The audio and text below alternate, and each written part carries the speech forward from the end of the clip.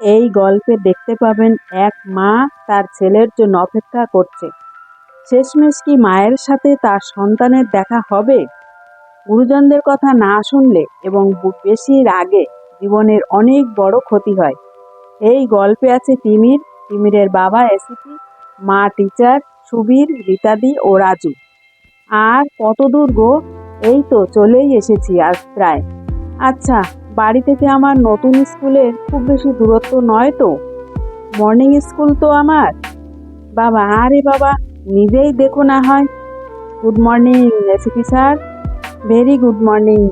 আপনাদের এখানে আসতে খুব কষ্ট হয়নি তো? না না, ঠিক আছে ঠিক আছে। বেশ বেশ, বাড়ির সব কিছু মোটামুটি রেডি আছে। চলো বরং আমরা একটু বিশ্রাম করি। তিমির, কি দেখছিস ওখানে? জানো তো মা, মনে হচ্ছে ওখানে কেউ আছে। মা বলল, কোথায়? কেউ নেই তো। চল চল, ভেতরে চল। মা বলল সুবীরকে, আচ্ছা বলছি, তোমার চেনা জানা কেউ আছে গো, যে বাচ্চা দেখাশোনা করতে পারবে? আমাকে একটু সময় দিন, আমি দেখছি। বেশ, শুধু দেখো যেন একটু বিশ্বস্ত আর ভালো হয়। সারাদিন তিমির একটু খেয়াল রাখলেই হবে। আমি তো বিকালের মধ্যেই স্কুল থেকে চলে আসছি। আচ্ছা ম্যাম, আমি দেখছি দেখছি। ভালো আছো রীতাদি? আরে সুবীর যে, তুমি কেমন আছো ভাই? খুব ভালো। সুবীর বলল, আজ তোমার জন্য একটা কাজের খবর এনেছি রীতাদি। না না, আমি বাড়ি থেকে কোথাও বেরোতে পারবো না। আমার বাবু এসে যদি আমাকে দেখতে না পেয়ে আবার বেরিয়ে যায়, তখন কি হবে? সুবীর বলল, 10 বছর হয়ে গেছে দিদি, তোমার বাবু সেই যে গেছে, তারপর আসেনি। তুমি আর কতদিন এইভাবে ঘরে বসে অপেক্ষা করবে? নিজের কাজ করতে যদি বাইরে বের হও, তাতে আরও ভালো থাকবে। আর বাবুও ভালো থাকলে তুমিও ভালো থাকতে পারবে। রীতাদি, বাবুকে ভালো রাখতে পারবো? আচ্ছা, কি কাজ শুনি? ও একটা 8-9 বছরের বাচ্চাকে দেখাশোনা করতে হবে।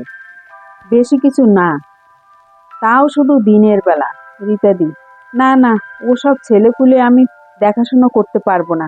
নিজের ছেলেকে কেই বা দেখে তার নেই ঠিক, আর আমি যাব অন্যের বাড়ি।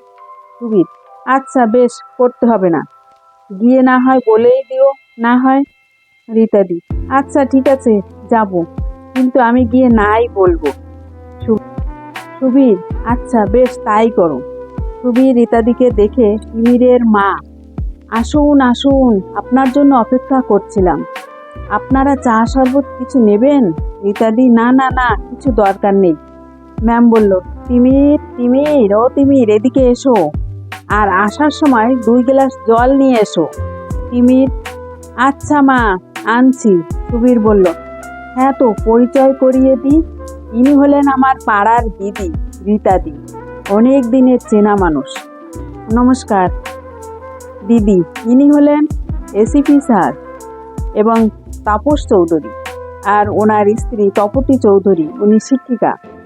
আচ্ছা নমস্কার। এসিপি স্যার বলল, তোমরা কথা বলো, আমি একবার থানা থেকে ঘুরে আসি। সুবীর, তুমিও চলো। সুবীর, হ্যাঁ স্যার, চলুন। সুবীর, তুমি তাহলে যা যা বলার বলে নাও। দিদি, আমি আসছি। দেখো রীতাদি, আমি তোমাকে তুমি করে বলছি। আমার ছেলে এমনিতে খুব ভালো, বাধ্য, শুধু দিনের বেলাটা একটু খেয়াল রাখলেই হবে। রীতাদি, না আসলে আমি, এই তো তিমির, উনি হলেন রীতা পিসি। আমি যখন বাইরে থাকবো তখন রীতা পিসি তোমাকে দেখাশোনা করবে, কেমন? তিমির, আচ্ছা চলো পিসি, তোমাকে আমার ট্রেন দেখাবো। রীতাদি, আচ্ছা বেশ বেশ, কোনো অসুবিধা নেই, আমি ভালো করে দেখাশোনা করব, চিন্তা নেই। তিমির ডাকলো, পিসি, ও পিসি। রীতাদি বলল, হ্যাঁ আসি আসি।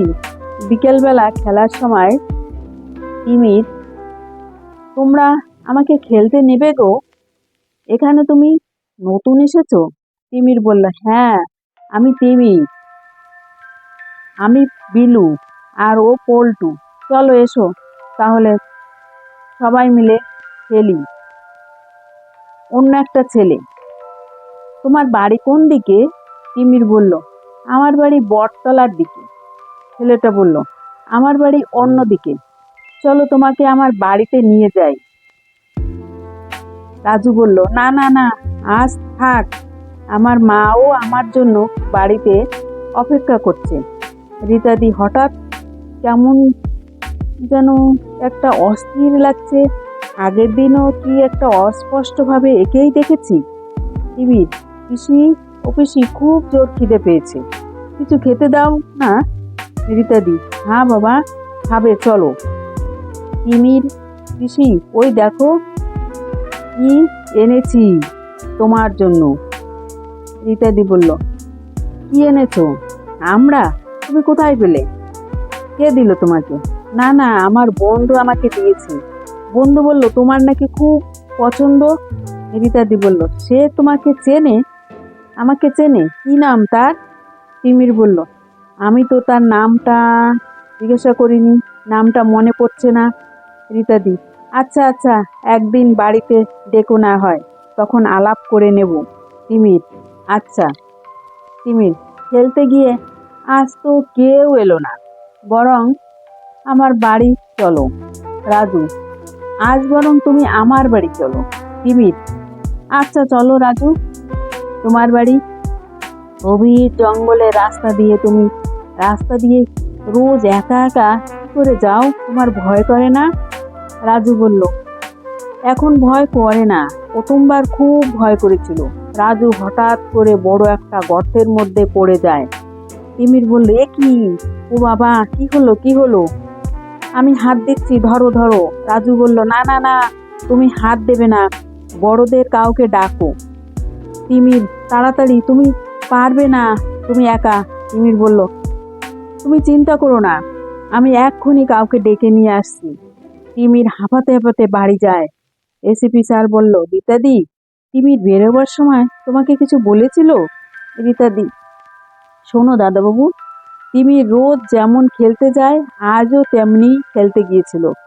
মা কাঁদতে কাঁদতে, কোথায় গেল আমার ছেলেটা? এসিপি স্যার, চিন্তা করো না, লোক পাঠিয়েছি। আচ্ছা, আমিও নিজে একটু বেরোই, গিয়ে দেখি। তিমির বলল, মা মা, ও মা, বাবা, ও বাবা। কে কে? তিমিরের গলা যে। তিমির, তাড়াতাড়ি চলো, আমার বন্ধু গর্তে পড়ে গেছে, ওকে তুলতে হবে তাড়াতাড়ি। এসিপি স্যার, কোন বন্ধু, কোথায়? আগে দড়ি নিয়ে আসো, ওকে বাঁচাতে হবে। মা বলল, রীতাদি, চলো চলো, আগে বরং গিয়ে দেখি কোন বাচ্চা আবার পড়ে গেছে। এই চলো চলো, আগে চলো গিয়ে দেখি। ঠিক আছে, সব ঠিক আছে, আমি বরং সুবীরকেও বলে দিচ্ছি। একটা বড় গর্তের কাছে এসে মা বলল, তুই এখানে এলি কি করে? আমাকে রাজু ওর বাড়িতে নিয়ে যাচ্ছিল। রীতাদি, কি, রাজু? তিমির, হ্যাঁ, রাজুই তো পড়ে গেছে গর্তে। রীতাদি কান্না শুরু করে, এই তো আমার ছেলে, এ হতে পারে না। রাজু, রাজু। সুবীর, তার মানে রাজু আর নেই? রীতাদি বলল, আমি সেদিন তোকে শাসন করলাম, মানা করলাম, ঝড় বৃষ্টিতে বেরোস না, তুই আমার কথা শুনলি না। কেন তুই আমাকে ছেড়ে চলে গেলি রাজু? সব দোষ আমার, বাবুরে। রাজু, তুমি কেঁদো না মা, এমন করে বলো না, সব আমার ভুল। তুমি আমি তোমার কথা শুনিনি বলে আমার এরকম হয়েছে। রাজু রাগ করে, দূর, আমি আর থাকবো না এ ঘরে। মা, তুমি আমাকে একটুও ভালোবাসো না, খালি বকা দাও। রীতাদি, বাবু কোথায় যাচ্ছিস? দাঁড়া দাঁড়া বলছি, বাবু। রাজু, যেদিকে চোখ যায় চলে যাব, কিন্তু আমি তোমার কাছে থাকবো না। রীতাদি, এই সময় বাইরে যাস নে বাবু, ঘরে আয়। রাজুর ঠাকুরমা, হ্যাঁ বৌমা, ছাড়ো তো ছাড়ো, বাবু একটু পরেই আবার নিজেই ফিরে আসবে। রীতাদি, ছেলেটাকে দেখো ঠাকুর, এই ঝড় বৃষ্টিতে আমি একটি গর্তে পড়ে যাই মা। তুমি তো আমার ভালোর জন্যই বকা দিয়েছিলে রাজু, আমাকে ক্ষমা করে দিও মা। রীতাদি, রাজু, এখন আর আমি বেঁচে কি করব? তোর মা যে তোর পথ চেয়েই পড়েছিল এতদিন, না মা, তিমির আমার খুব ভালো বন্ধু, ও তোমার খেয়াল রাখবে। তিমির আমার মাকে দেখবে তো? নিশ্চয়ই, আমি পিসিকে খুব খেয়াল রাখবো। শেষবার তোমাকে দেখবো বলে আমি তিমিরের বন্ধু হই। আমি তোমাকে ছেড়ে যেতে চাইনি মা। আমি সেদিন অন্ধকারে এই গর্তে পড়ে যাই। তুমি আর আমার জন্য অপেক্ষা করো না মা। আমি আসি রীতাদি। রাজু, রাজু ফিরে আয়, রাজু ফিরে আয়। মা বলল, রীতাদি, তোমার ক্ষতি অপূরণীয়, কিন্তু এক মা হয়ে অন্য মাকে বলছি, আমার ছেলেও তো তোমার ছেলের মতোই। বলো, তুমি যেখানে